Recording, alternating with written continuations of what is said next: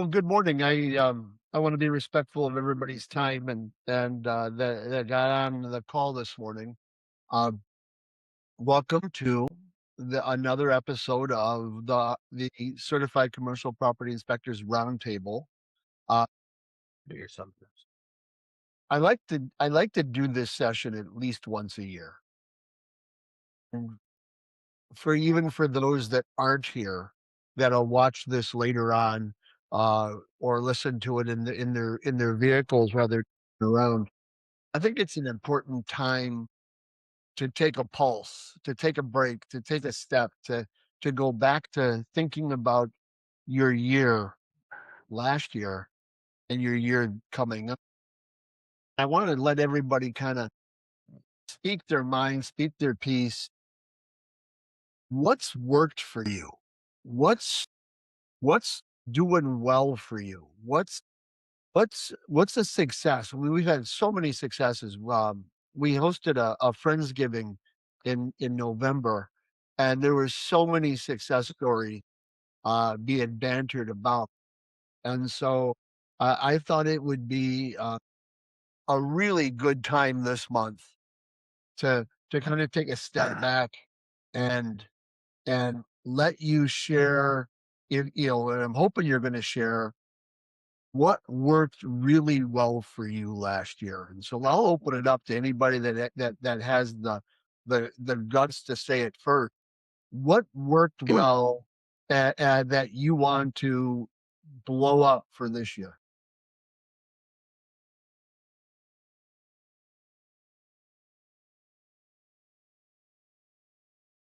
I know for me personally, it was what's really worked well for me is using using some of the more AI tools that are out there to help me be much more responsive, much more creative. I know that might not be what you're looking at for the growth of your business, but for what we've got coming out for 2026, using some very pointed tools has really helped me and helped us be more successful for you. Is anybody else using AI tools in their inspection world? Yeah. Hi, everyone. Hey, Rob. Yeah. Chat GTP has become kind of a staple of my report writing and discovery, maybe things that I would have posted on the Facebook group to get people's feedback. I can post the picture or upload the picture to Chat GTP and ask it what the defect is, or maybe what the name of the system or component is. And I usually get a pretty good response. So, yeah, back to your original question. I'll take a stab, and I'd love to hear what others are are finding, maybe some wins or losses, experiences, and their perspectives. So I finally, at the end of 2025, finished my build out of my uh, commercial property inspection website. Mm. So I have two completely different brands, websites. I have two different types of shirts, LLCs. I have different credit card processing. I have different work formats. It took a lot of effort, but I've really had uh, positive feedback from some of the commercial real estate agents that I've been working with over the years that really like the idea that it's a commercial property inspection company and that I'm not branded as Home Guard Inspections, and that they feel what I'm hearing a lot more comfortable passing my contact information on to their commercial clients. Granted, mainly perception, but that seems to have been a big win for me. The other is the search engine work that I've done on the website with the blogs, and that's a learning curve. I've listened to the podcasts that you that you put out Oh, numerous times, and trying to become self-study in that. And I have some success. It kind of depends on the day and the keywords and the location, but I am getting leads from that. And then, having said that, though, I still get a majority of my business from referrals through commercial agents. And as part of that, really, I taken your advice, Rob, over kind of the last year or two, worked at every report, trying to improve the format of the report and look at that interaction with the commercial agent and the client as really an opportunity to position myself as being a professional and refining, honing my report. And chat GTP has been really useful for proofing the report before I send it out. And then the last thing that I'll say, the training, online training, your curriculum. And I, that just sounds kind of elementary, but it does take discipline and practice with all the different things that we have going, that I have going, to spend some time in the evenings to go through and refresh memory in some cases on what the names are of some of the mechanical um, pieces of equipment or appliances, and learning new things, and developing a little bit more of a vocabulary, and just in competency with low slope roofs and so forth. So nothing out of the ordinary there, but those little bit of efforts seem to be putting me in the direction that I'd like to go. Yeah, thank you. Thank you, Brad. I think I you're saying, and it's funny because I'm writing a course right now for a realtor continuing education, for a particular state. And I'm going back and looking in our curriculum and putting myself in the shoes of an inspector coming into the fold, going, "Holy cow, there's a lot there."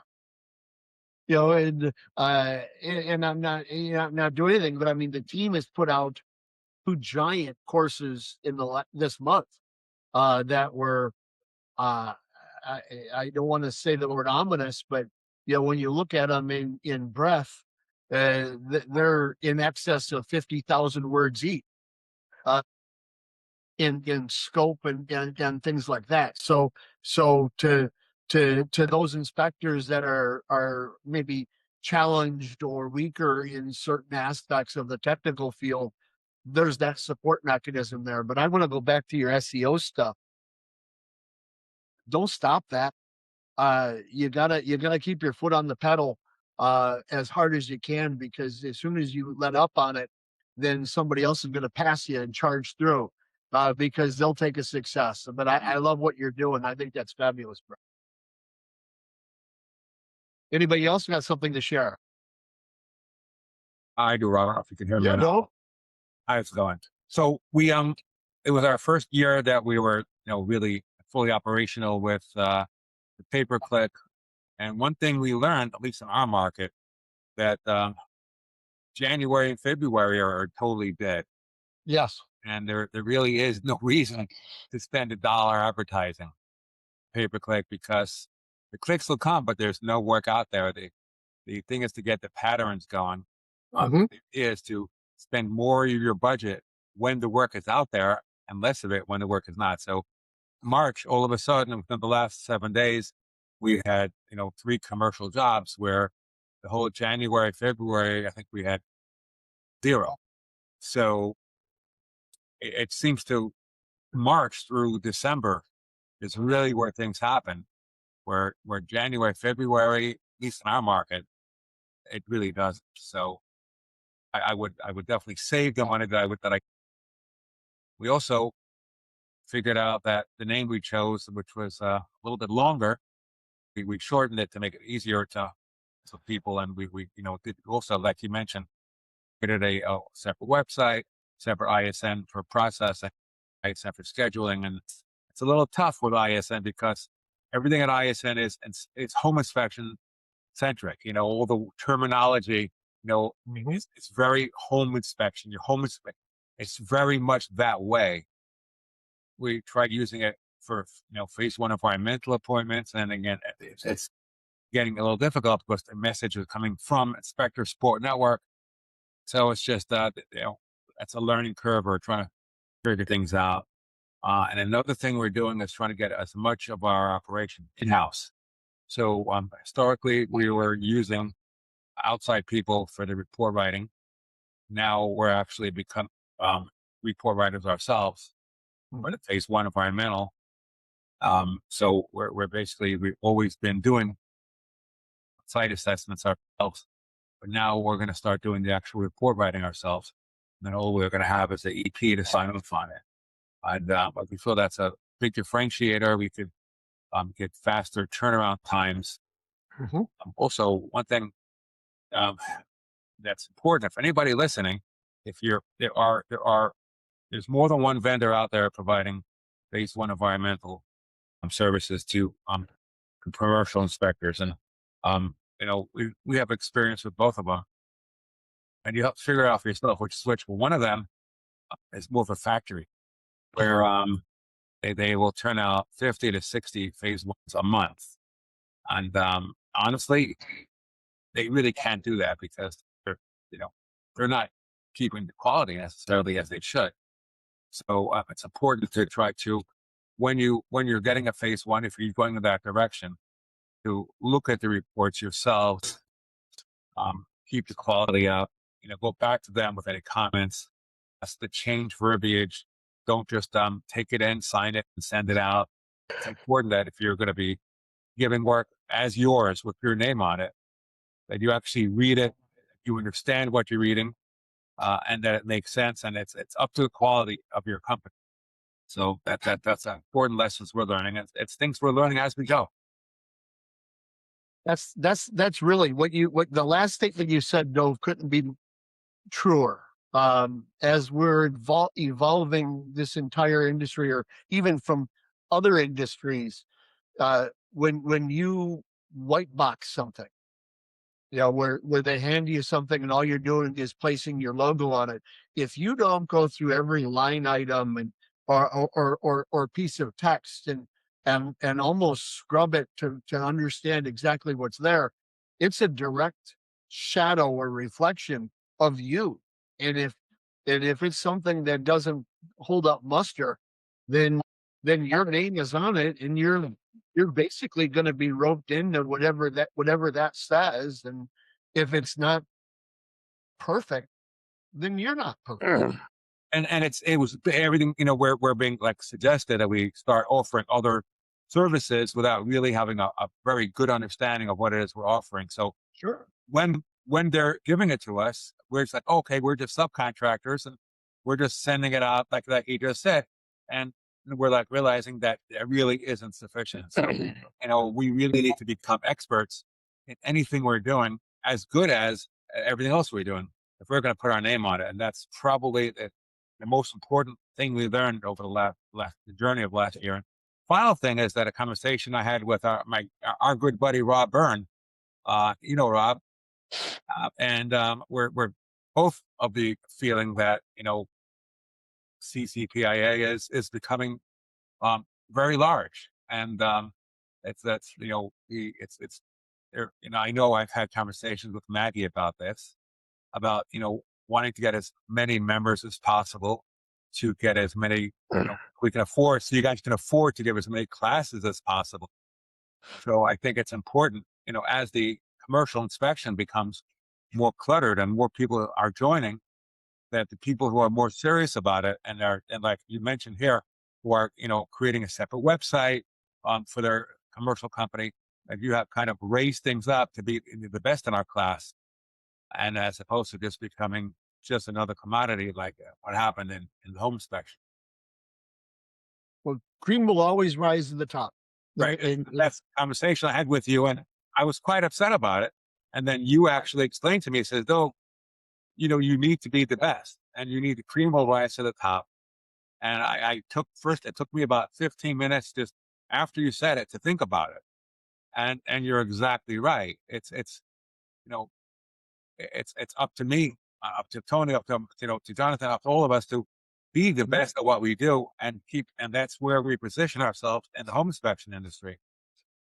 And this kind of dovetails into our three, into your, the next course you're giving in April, I believe it is, where the paid class where you're going to have the new updated cost to cure, where you're going to be also covering, Maggie told me you're going to be covering some ASTM items. So to me, that's huge.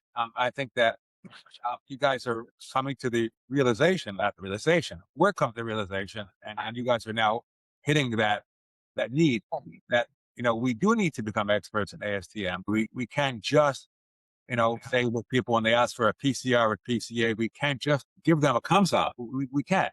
If they want a PCA, PCR, STM, we need to be able to provide that. And I think that what you're doing at the next cost to cure, again, this is what she told me, is you're going to be, focusing on the differences between the ASTM and the CCPIA comes up. So when we're learning that and we're creating a separate template, it's a way for us to kind of get enough knowledge for us to be able to provide both services. Yeah.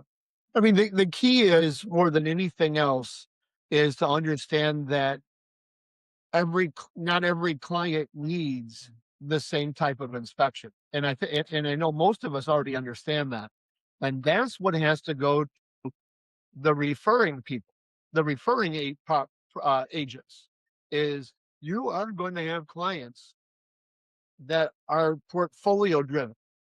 Those are the ones with the big buildings and the names on the building that, that really do need an engineering report.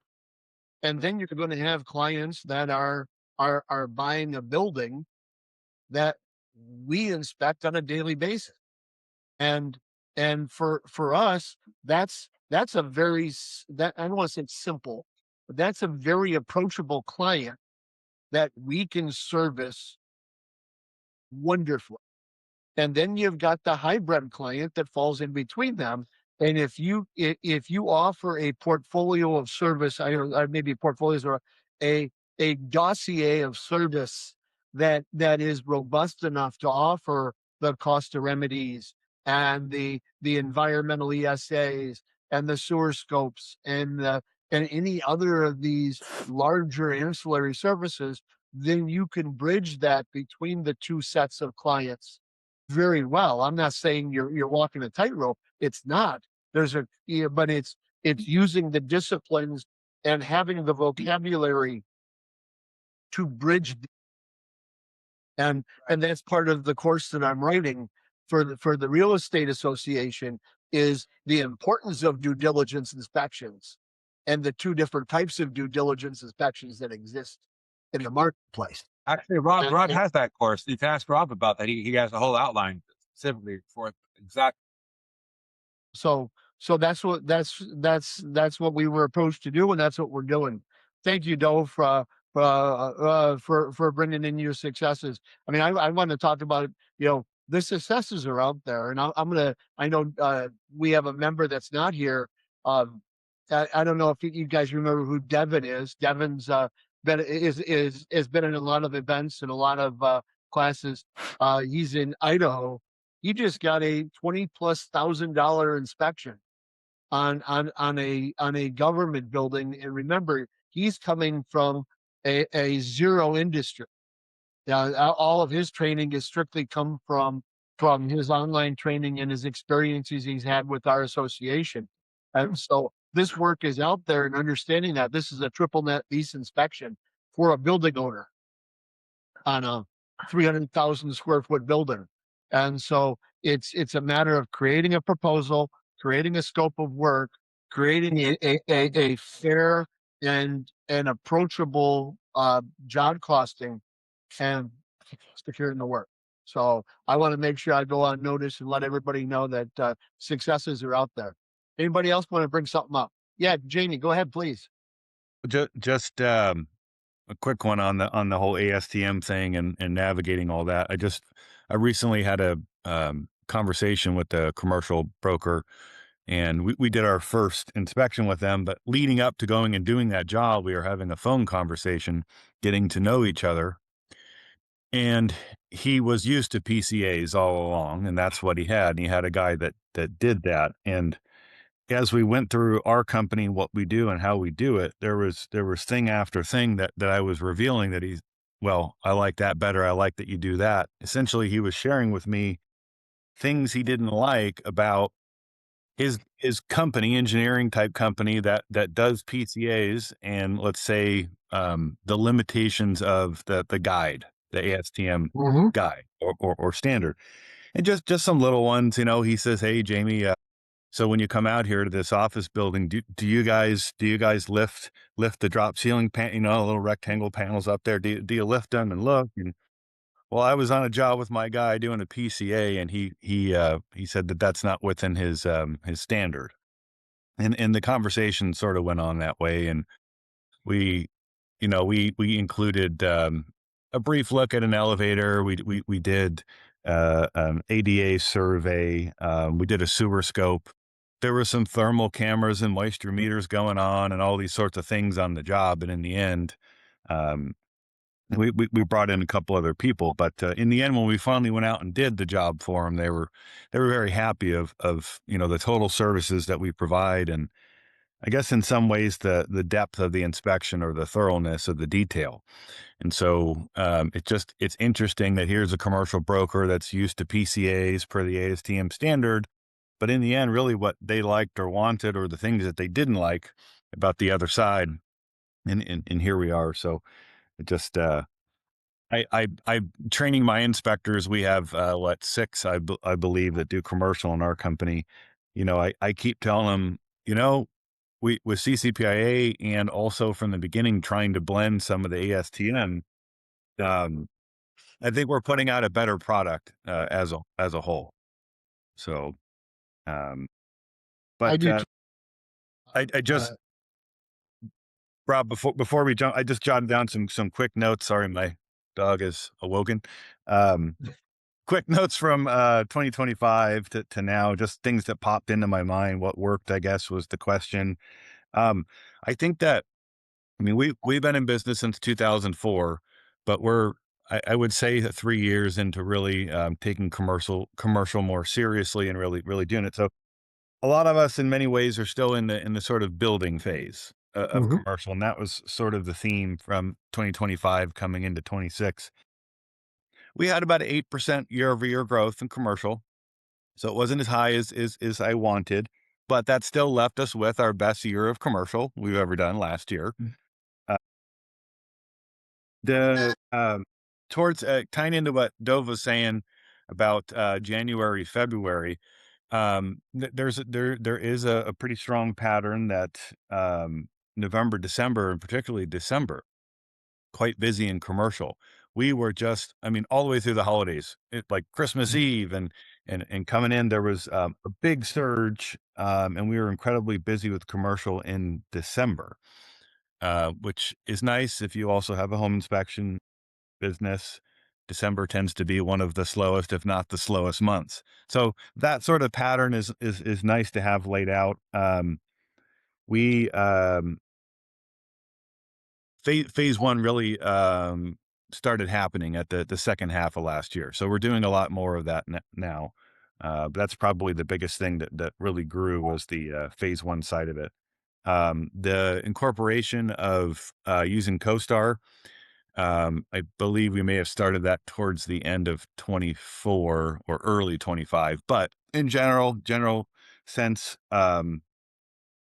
using CoStar was a big help. Good, good. Yeah, it's I hear from a lot of members on both sides of that, and you really, if you engage it, and I'd love to. Yeah, at some point, Jamie, I'm going to give you a call if you engage it. If you treat it like a true employee of your company, uh, it's monstrous. And just kind of in closing, there's so many. I mean, there's 12, 15 points we could go through of what worked, and I'm still seeing it as there's every aspect, whether it's SEO or website or your pay-per-click ads, your template in your software. It's like all of these every day, every month, I'm sort of building and refining each of these verticals, and so I don't know. We're still in that phase even after a few years of getting after it. Then if I can ask you a question, are you doing the phase one report writing in-house or are you giving it out? You doing the phase ones in-house? No, no, we're using Ecan, Joe Lyons at Ecan. I will say on that, one big change into 2026 is we're now our turnaround time for a phase one for our client is now 5 business days, 5 to 6 business days, where it was 10 to 12. And I don't know if anyone is turning them around that fast. Maybe if you're doing it in house and there's some other tricks to do that, but we have so far this year, we've done a few, maybe 5 phase ones with that turnaround time. Just generally speaking, over the last couple of years, I noticed that how quick you can get us the report was usually the main. It's like, how much do you charge for it and how quick can you get us the report? So going from 10 to 12 days turnaround time down to 5 or 6, people love it. Our clients and the realtor brokers and the lenders. And just another little tiny tie-in of phase one was really what made it busy the second half of last year and now consistent, is we got tied in with a few lenders. And so a trend in this building phase in the last 2-3 years is that I noticed a lot more in 2025 that we had a lot more repeat business. Mhm. And so that building, right? And so we're starting to get a lot more that, hey, we've worked with them before and now they're calling us back for another one, whether it's the investor or the client or the broker or the lending or the government entity. There's all those different categories we work with, but we're finally starting to get a lot more of the repeat. What's your average price that you're doing for a phase one? I don't have an average on that, but we have charged anywhere from 1,800 to I just for 5,500. Now the 5,500 was a big acreage. It was a racetrack for horses and other things. Typically it's 18 to 22 the sweet spot. Yeah, yeah, and Dove, we were kind of playing with a little, bumping it a little with the higher turnaround, but it's challenging, right? There's the one other category I was really working on last year, and I'm still trying to focus on, is our close rate, and that would include closing phase ones. And sometimes I get to do an after interview where I get some information they didn't go with us and they're willing to share, and that it's still the pricing is still challenging to get it right. Right, exactly. 1,800, 1,850 is sweet spot. You go to 22, not so much. There's been a lot in the 2 to 22 in the 24 range. But yeah, yeah. And some people are calling just for land. I mean, we did a house, residential, recently. And so it suppose it really depends on what the property is. Thanks, Jamie. Based on price, you should become an expert on phase ones. If you're doing the volume, you should become experts on your own as well. So when you do get the reports back from Joe, that you can go through it, because he's not infallible. They do make mistakes. Sometimes they're big ones, and you need to be able to catch them. I'm still learning. Yes, we we did have a couple that we had to make some edits after the report went out and fix some things. So I'll leave You it need at to that. be able to do that. We found out the hard way. You need to be able to know how to do that before they go down. I think that's the number one thing for 26. Thank you, Jamie. So you're the second one. Dove was the first that have all said the same thing about the market cycling. Maggie and I were just together in Los Angeles a couple weeks ago, and when we were having dinner, we started talking about that. Don't be surprised if sometime later this year there's not a micro course we designed that's going to talk about the business cycle of commercial real estate. No, because that third and especially the fourth quarter, when all the exchanges are coming due, that's when people are scrambling. Now, the one thing that I wanna echo that you said, Jamie, which was I think really a key takeaway: commercial real estate. Their loans are renegotiated every 5 years. And so if there's paper out there, every 5 years, you've got to go back to your bank and basically even though you might have a 30-year note, it's 6 5-year notes. And so some of your repeat business might be from those customers or those clients or those realtors that know, holy cow, I can bring you in and you can be part of that. And so where and I never went after lenders as a referral source. If I was starting tomorrow a new company, lenders would be one of my top 3 or top 4 direct referral sources that I would try to solicit work from, because I know they're on the front lines of parceling out work. We we yeah, Rob, we drafted a letter, and then the Yep. letter's written to them, and so a couple times what's happened is we're out there just doing a regular commercial inspection, and one of the people involved, the lender, their lender needs a phase one, but they need you to be approved on the vendor list, right? And so, hey, can you give me the contacts? Can you send me the email of that person? And then I email them the letter, Mhm. and they just simply want to know you're doing it for the ASTM standard and you have the credentials and all these things. Yeah, Rob, it's I know Lance has talked about this a lot over the years too, but it's surprising to start really looking at how much of your commercial business in a year is not tied to a real estate transaction being bought and sold. And I don't have a percentage, but it's significant. It could be 30% of what we're doing is not a buy sale situation. Yeah, and we're only scratching it. Be it maintenance inspections or budgeting inspections or cost segregation inspections or lender inspections or just any of this. And so these are all items that we certainly talk about as often as we can. Anybody else have anything that they want to share as far as what worked well for them this year? I'd like to hear more from Jamie how he's using CoStar. Rob, Rob, I may have missed. I think you had a session on that. One of the roundtables, maybe. We did. We did. We actually had CoStar on both a roundtable and a building your business podcast. Well, Um, how are you using CoStar to yeah. help you with your business? Oh, I mean, I guess now that the secret's out, we'll spill the beans. But initially, there was just one other CCPI member, and I think we may have been the first to start using it, and we weren't discussing it much. But, um, well, on a very basic level, it it helps to write proposals. So I have some nice photographs of the property. I have a lot of information about the property, and so when I'm putting together my proposal, there's some cool photos of that property. There's all the different information about simple things, square footage, year built, but more than that. And so in the research phase, before I call them for an interview and finalize a proposal, CoStar is always up on my computer and helping me to put that together. Two, with phase one, there's some information there too. So the parcel numbers and all this sort of thing, right? And so it makes it a little easier for the person putting all that together. The contact information. So if you're doing your owner interview, your AAI at the interview, sometimes just literally getting the email or phone number of the person you need to do the interview with becomes a little bit easier.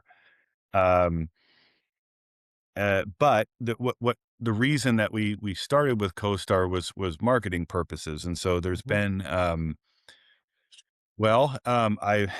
I used something called Slide Dial. mhm. And I exported a bunch of phone numbers, and essentially it calls them and leaves a voicemail from me that I recorded. They call me back, and we start having a conversation. This would be commercial realtors, brokers, different people, and so I'm still in the process of going through that. But email campaigns that have been, a little success there. You send out a few thousand, several thousand, and you get back some responses. So a little bit of building a following and getting new business has been through those reaching out over the phone or the email campaigns that ultimately I got the contact from CoStar. And that's kind of a long, extended conversation of how they have that sort of locked down and how it all works in there and how you export it. But yes, I would say at this point, um, CoStar is probably essential as you're trying to grow commercial and make it really work and bigger. And it's an essential tool at this point. And now I've also got a couple of my senior guys with the CoStar app on their phone. And so when they're out on site, maybe there's a room or a locked utility they can't get into, or a roof hatch that's locked, and maybe they can call someone, the number on CoStar of the property manager or the owner. Mhm. But they also have a little bit more information about it too. So um, most phase one jobs that we're completing, we're inputting information into the ASTM forms from CoStar.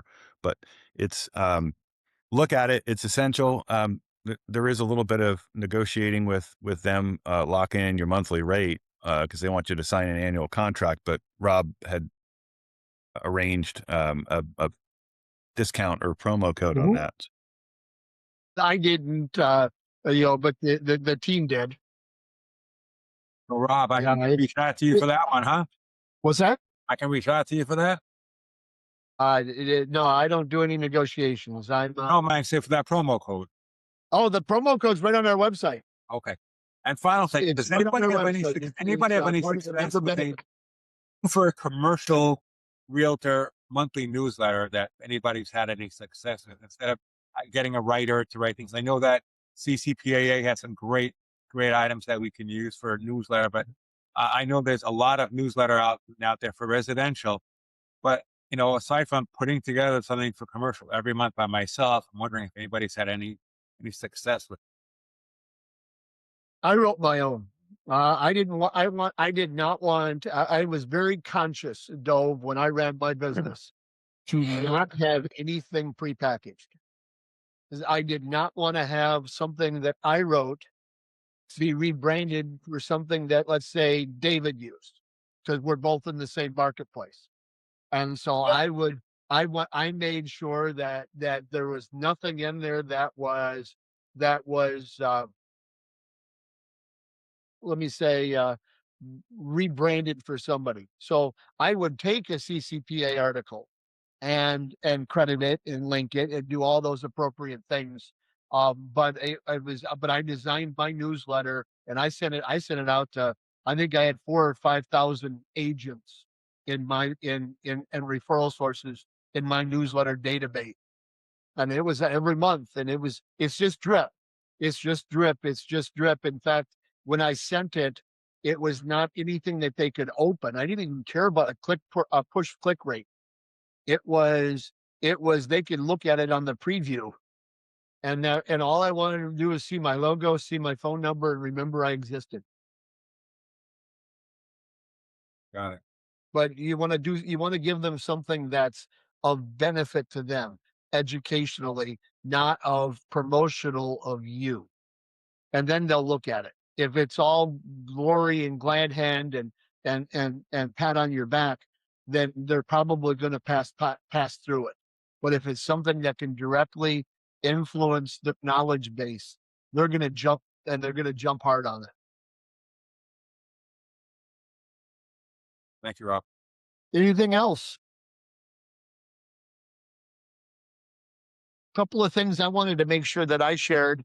That's that's kind of what we're talking about today.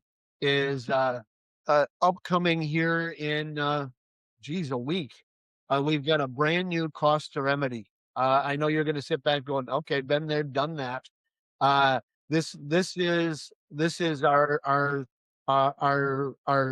third iteration, and it's going to be in 2 mornings virtually, and we're going to spend the first day learning the basic principles of incorporating it into your inspection. And in this incorporating into your inspection, we're going to look at a simple math equation. And that math equation is severity plus urgency equals priority. And how you're going to take your client information into your discovery, into their point of view, to create a cost to remedy. And remedy comes from what's directly in the ComSop. We're not curing anything. We're not curing cancer. We're not curing the building. we're creating a strategy for remedy. And in fact, it's not an estimate. It's an exactimate. I'm sorry, it's an estimate, not an exactimate. And we're not contractors. We're not building this building. We're not creating a specification. And so it's how you're able to wrap your arms around it and build something for success. We're not going to directly in this particular online course, we're not going to espouse or make you buy a whole bunch of expensive books. But we are going to introduce you to three of the most common sources and let you become familiar with them so that you can decide on which level investment you'd like to make later. So that's our cost to remedy course that we have on March 19th and 20th. Not been announced yet. That's coming up in May. We've got a pricing course that I want to call a master's level course. And it's a course that's strictly designed on job cost. So it's how to create a successful pricing strategy based on your job costing and we call it the 3P principle. And the 3Ps are planning, pricing, and profit. So that you can create an individual price for an individual job based on all of your parameters, both direct, indirect expenses, and your profit margins. And so it's going to be a really exciting course. We're going to announce that here in the next week or so, but look for that to come sometime in May. We've got 2 3-day courses, 3-day introduction classes on our calendar. One is in Weston, Florida, April 9th, 10th, and 11th, or 8th, 9th, and 10th. That's in Weston, Florida. So if you're looking for a spring break, if you're looking to go someplace warm, we have that coming up. And then in June, we're going to be in Charlotte, our first time in Charlotte. And that'll be in mid-June. So to that order, we do have some of those coming up.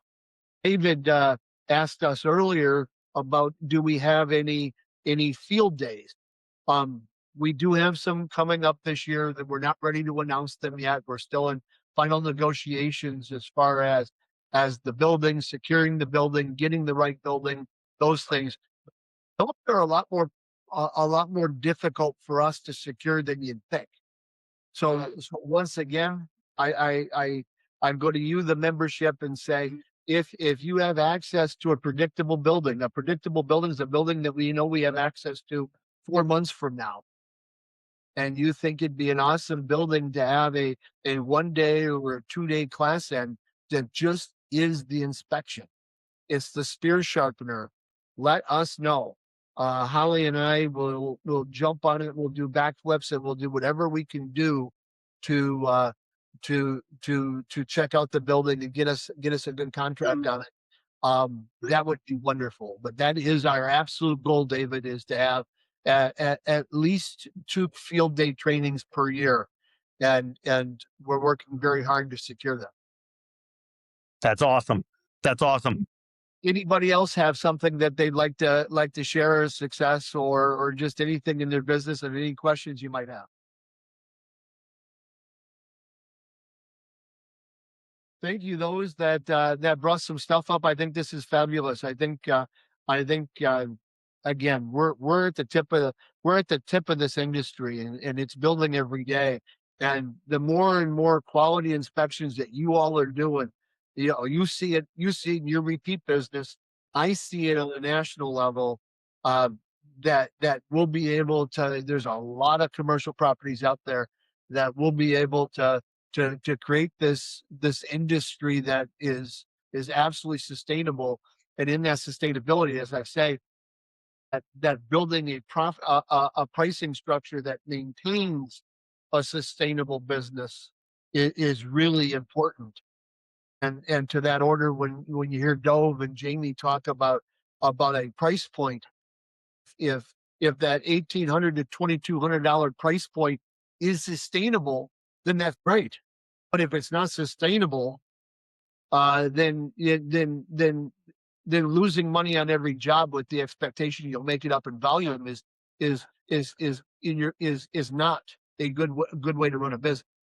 And that's something that I mean, I am a huge proponent and just going right to my clients and say, hey, I just got to let you know, I understand your pricing and I understand where you're at, but I cannot run a sustainable business at that price range. And I'll be blunt with them because they're all running businesses too.